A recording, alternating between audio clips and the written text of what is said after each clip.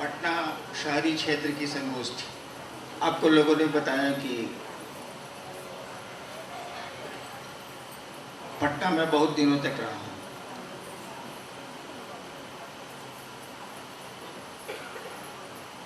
करीब करीब 18 साल। बीच में 2.5 साल के लिए झारखंड सरकार में आ गया था, नहीं तो पूरे के पूरे 20 साल। 88 में गया था, 2008 में छोड़ा।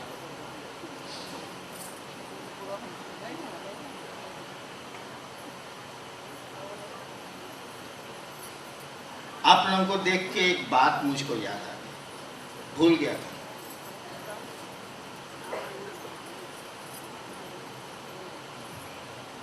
उन्नीस 1988 में मेरी बदली, उसके पहले ही हो गई थी, मेरी बदली मधेपुरा जिला से पटना जिला में हो गई। सरकार ने कर दिया 6 साल के बाद। मैं 6 साल मधेपुरा में रहा।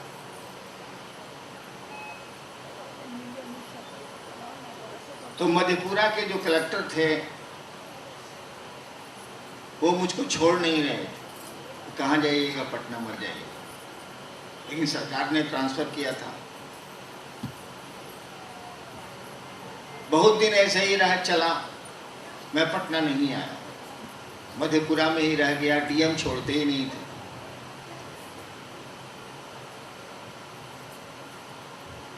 आज ही जाके सरकार ने एक वायरलेस भेजा मधेपुरा कलेक्टर को कि हरिनारायण जी पटना आए, नहीं तो उनको हम लोग सस्पेंड कर दें।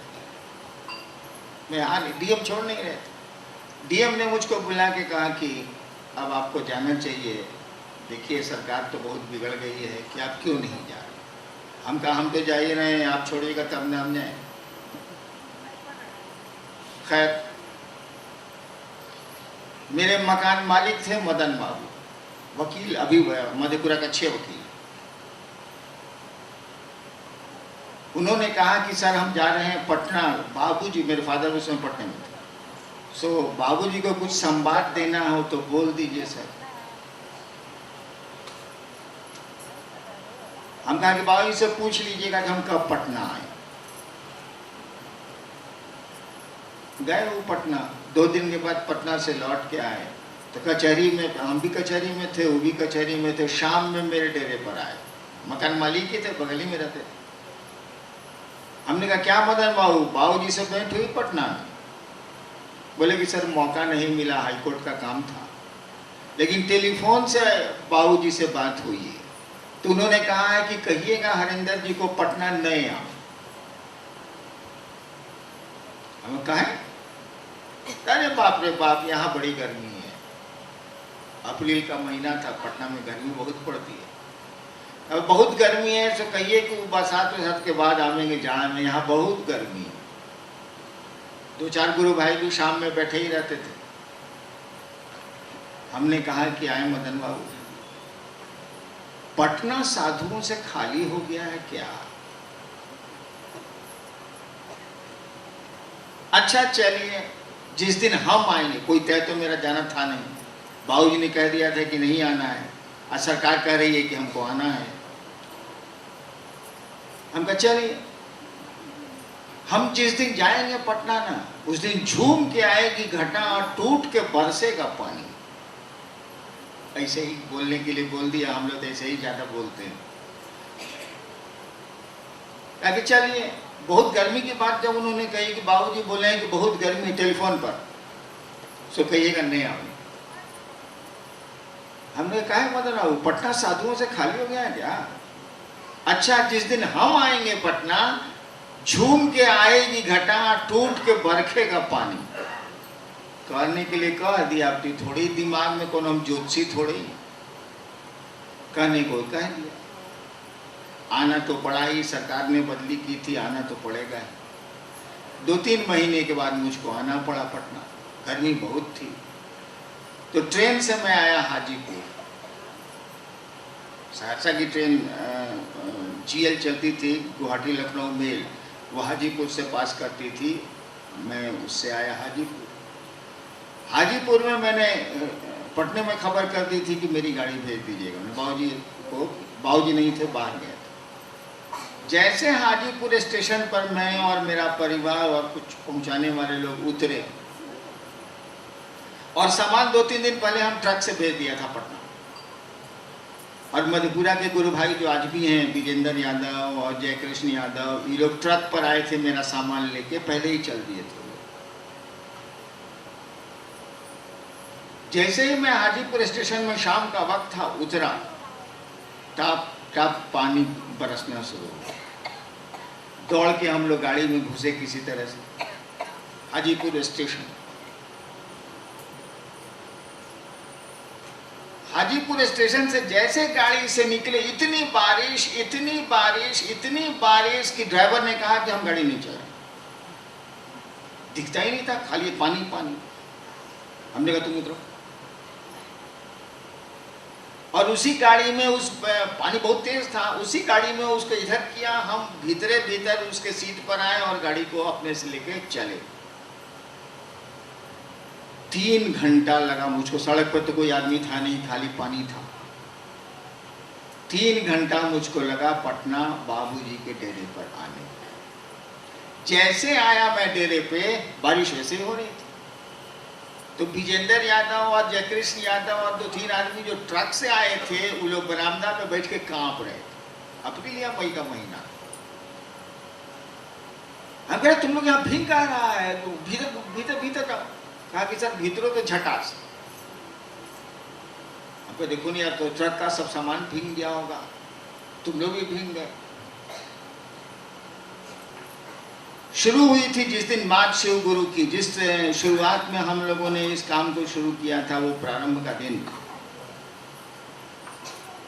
उन्हीं दिनों ये दरोगा बने थे, और पूरे सीने में वो एक बोर्ड था कि शिव को गुरु मान के व्यक्ति के लौकी कौन सी प्रयोजन स्वयं सिद्ध होते हैं, जो हम लोग बनाए थे उस समय।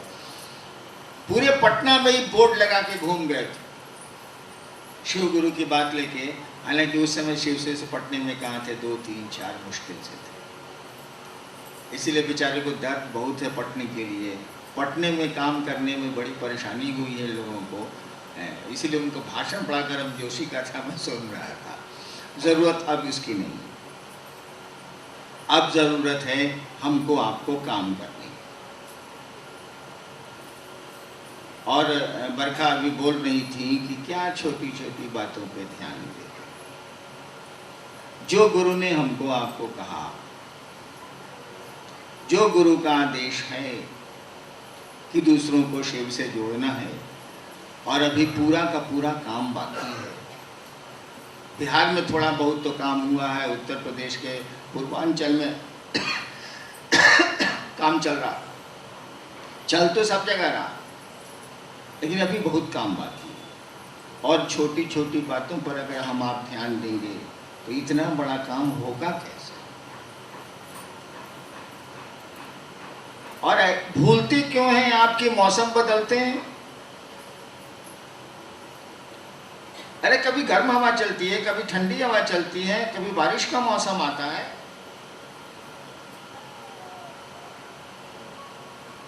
तो कभी कुछ लोग कहेंगे, कभी कुछ कहेंगे, कभी कुछ कहेंगे। अब तो इतने हैं आप, तब आप उनकी बात सुन के ठहर जाते हैं। एक दिन तो मैं अकेला था, कितनों की बात सुनता होऊंगा, सोचिए तो जरा।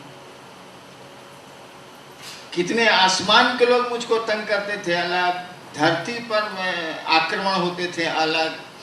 शिव गुरु की बात लेके जब मैं चला था तो चौतरफा आक्रमण होते थे कि कैसे किसी तरह मैं रुक जाऊं। लेकिन आपने देखा होगा कि जो घोड़े को ट्रेनिंग दी जाती है तो हर्डल्स बना दिए जाते हैं, घोड़े को तड़पाया जाता है। ये ट्रकें जो आप बाजार में देख रहे हैं, इनको जब कंपनी टाटा निकालती है तो इनकी जो जांच होती है निकलने के पहले, आप देखिएगा तो लगेगा कि पूरा ट्रक ही टूट जाएगा। ये क्या, कौन जांच कर रहा है। इतना हड़ाक हड़ाक पटकता है उसका जो मैदान है जिसमें जांचा जाता है ट्रकों को, लगेगा कि सभी चक्का फेंका जाएगा इसका। तब बाजार में ट्रकें आती। तो परेशानियां, मुसीबतें, ये सब तो आती रहेंगी, यही आपको मजबूत बनाती हैं, यही आपको आगे चलने के लिए प्रेरित करती हैं, यही हौसला बढ़ाती हैं आपका। तो छोटी छोटी बातों पे ध्यान नहीं दें। और हम आप समझते हैं कि गड़बड़ी हो गई, हम आप समझते हैं कि फलाना गुरु भाई गड़बड़ कर रहा है, हम आप समझते हैं कि यहाँ गड़बड़ी है, वहाँ गड़बड़ी है। एक बात बताइए तो, जिस दिन मुझको कहा गया था कि तुम जो करते हो दूसरों को करने को कहो, आपको मालूम है बेगूसराय में 1985 का वाकया है। मैं सुबह 4:30 बजे बैठा हुआ था, यहीं पटना के रोहतगी साहब, आप लोग सबको लोग उनको जानते होंगे, अब तो बहुत बूढ़े हो गए बेचारे। उन्हीं के घर ठहरा था, मधेपुरा से पटना जा रहा था मैं जीप से, रात हो गई थी। तो बेगूसराय में उस समय वो पोस्टेड थे, मैं ठहर गया था उनके यहाँ।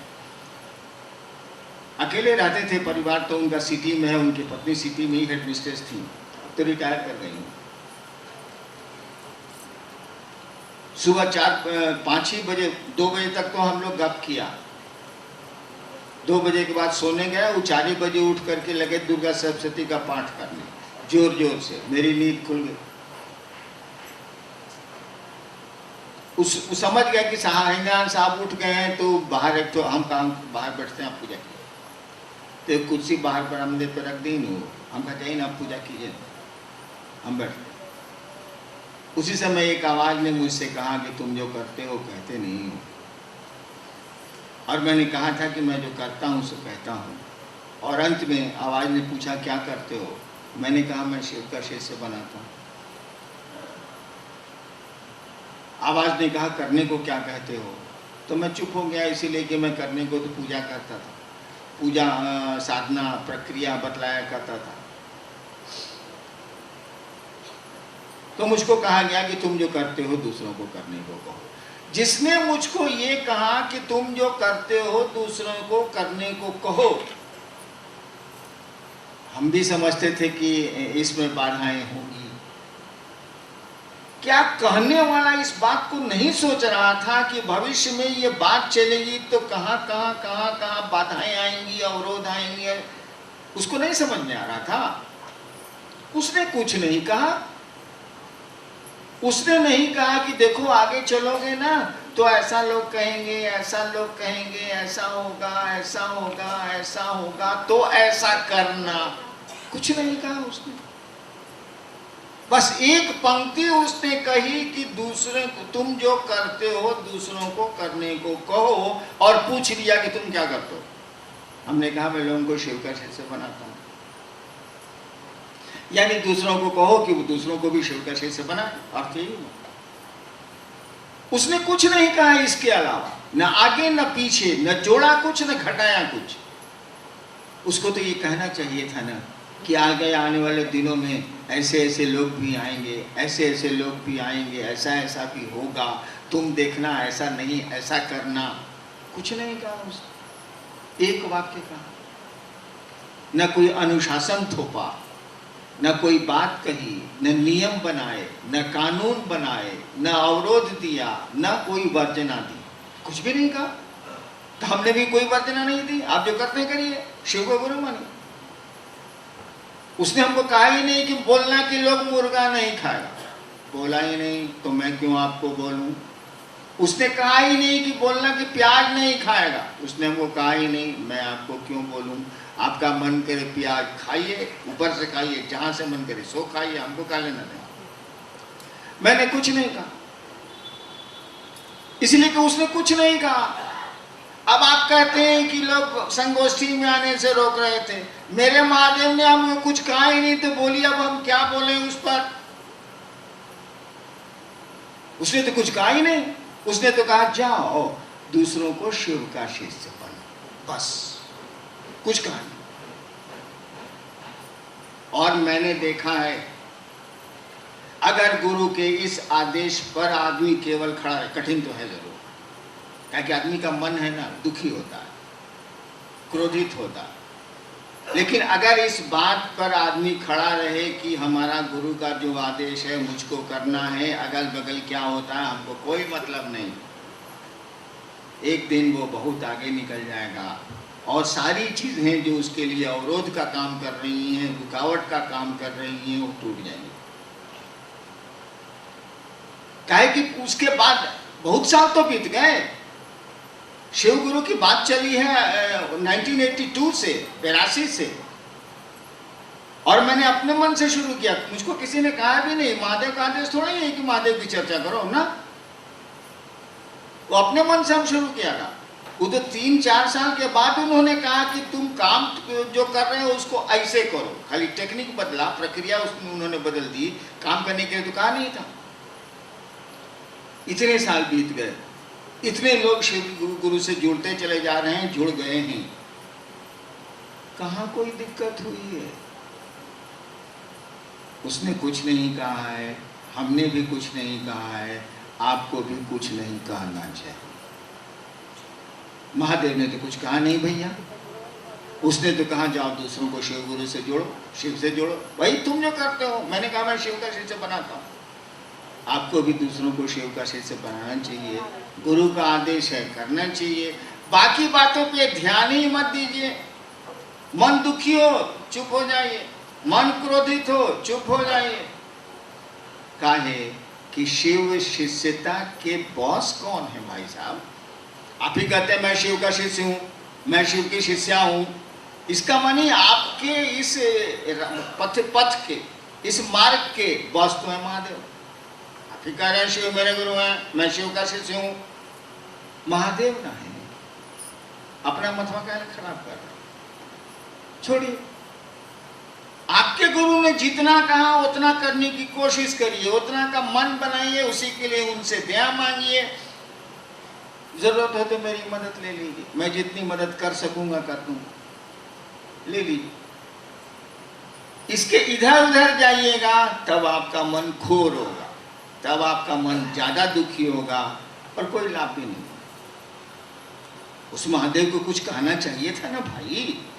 जब उन्होंने कहा कि दूसरों को शिव का शिष्य बनाओ, तो उनको और बातें भी कहनी चाहिए थी ना। कुछ बोले ही नहीं मुझको, तो मैं क्यों बोलूंगा आपको?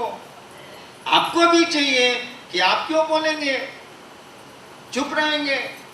जितना भर काम है उतना करेंगे, उसके लिए समझाएंगे, उसके लिए कोशिश करेंगे, उसके लिए प्रेरित करेंगे, इतना भर करेंगे, बाकी छोड़ देंगे। बाकी बुझे महादेव, अढेर काबिल है हरिनारायण जी, तो है बुझे हरिनारायण जी, हमको इसे क्या मतलब? इसीलिए छोड़ देना है। और जो गुरु का आदेश है हमको आपको, उस दिशा में हमको आपको चलना है। चलिए। और इस पूरे देश में, अभी तो टारगेट देश ही है, अभी तो हमारा आपका लक्ष्य हम लोगों ने रखा है कि 3 साल में हम लोग पूरे देश के हर एक गांव, कस्बे में, शहर में शिव चर्चा को पहुंचा देंगे। जैसे बिहार में है ना कि अब कोई ऐसा नहीं मिलेगा जल्दी जो कहेगा हम जानते नहीं करते हैं कि शिव को। अब बिहार में ऐसा कम लोग, ऐसा भागा कम में होगा।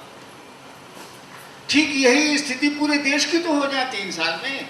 क्या हम जानते हैं कि शिव गुरु है, लोग शिव को गुरु मानते हैं, हमने मानते, ठीक है मत मानिए, लेकिन आप जानते तो हैं, जान तो गए आप। कभी तो वक्त आएगा जब मानिएगा, सूचना तो मिल गई, थोड़ी समझ तो आ गई कि शिव गुरु हैं, लोग शिव को अपना गुरु मानते हैं। तो हम लोगों ने सोचा है कि 3 साल में इस काम को पूरे देश में पहुंचा दें। पटने में काम बहुत अच्छा हो रहा है, पटने की रिपोर्ट मुझको है, लेकिन आप भी वैसा ही साधु बनिए जो कहता है कि हम आएंगे तो झूम के आएगी घटा, टूट के बरखेगा पानी, और बारिश हो जाती। आपको भी वैसा ही बनना। इन छोटी छोटी चीजों में अपने दिमाग को मत ले जाइए। शिव के जितना आपके गुरु ने कहा उतना करिए। वह महादेव आपके साथ है, उसकी दया है। कदम आपको उठाना, कोशिश आपको करनी है, प्रयास आपको करना है, उसकी दया है। अरे भैया ओकर दया बाकी रहुआ 2 गो बेटा हुई, केहू के 2 गो बेटा हुई, ससुरा पिया है नहीं के करो, तो अब का कोई जाओ। उसे शिव की दया मान लीजिए है, उसके है कि उसको 2 गो बेटा हो, और उस ससुरा को कहा जा रहा है ब्याह कर ब्याह कर ब्याह कर ब्याह कर, कहता नहीं हम क्रिया खाए ब्याह नहीं करें। कदम तो उठाने होंगे, प्रयास तो करना ही, कोशिश तो करनी है। हम लोगों को कोशिश करनी चाहिए, छोटी छोटी बातों पे ध्यान नहीं देना चाहिए, आगे बढ़ना चाहिए। और बड़ा बढ़िया किसी गुरु भाई ने अभी मंच से कहा कि भैया मोबाइल का ज़माना है, कम्युनिकेशंस इतने अच्छे हो गए, संचार माध्यम इतने अच्छे हो गए हैं, आप मुख्यालय से पूछ क्यों नहीं लेते? आप पूछ लीजिए। और पटना से तो रोज करीब करीब कुछ न कुछ लोग आते ही रहते हैं मेरे पास, 10, 15, 20, कभी 30, कभी 40। तो भैया आपको वहां जो समस्या लग रही है, आपको जो दिक्कत हो रही है, पूछ लीजिए, मैं बता दूंगा। पूछिएगा मैंने, अब गुटुर गुटुर गुटुर गुटुर गुटुर गुटुर अपने मन में करिएगा, ये कैसे चले? हमसे पूछ लीजिए, मैं आपकी स्थिति को स्पष्ट कर दूंगा। फोन है, फोन से पूछ लीजिए। बहुत बरखा जी तो सबका फोन उठाती है, मुख्यालय में भी लोग उठाते ही होंगे। फोन से पूछ लीजिए, हमसे मिल लीजिए, मैं तो सबसे मिलता हूँ।